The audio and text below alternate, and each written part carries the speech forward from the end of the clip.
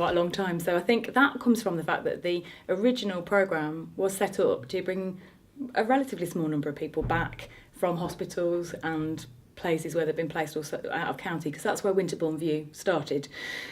However, when the NHS England kind of programme carried on and we looked at building the right support, it started to include anybody at risk of admission to hospital. It included anybody who was ending up in an acute mental health ward with autism or a learning disability, and it included, so the cohort was huge, and it's a lot of people. It's a lot of people who sometimes are only needing who we only hear about once, and some people who for a long, long time, or from childhood, really from early on, we have known are going to have ongoing needs that are quite complicated.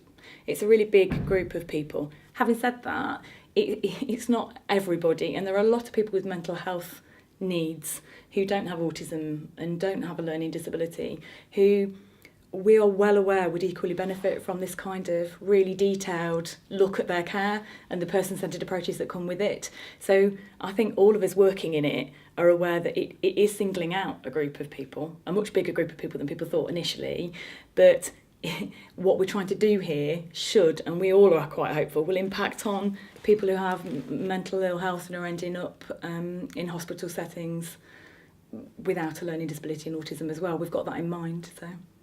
Yeah, and for example, some of the services that have been commissioned for individuals haven't just been commissioned for people with autism or with a learning disability. They've been commissioned to support people who might be at risk of an admission that's broader than just that group. So although that's where the kind of background of this piece of work's come from for transforming care and now building the right support for Derbyshire, actually some of the services will be working across a range of individuals as well as those with autism and learning disabilities.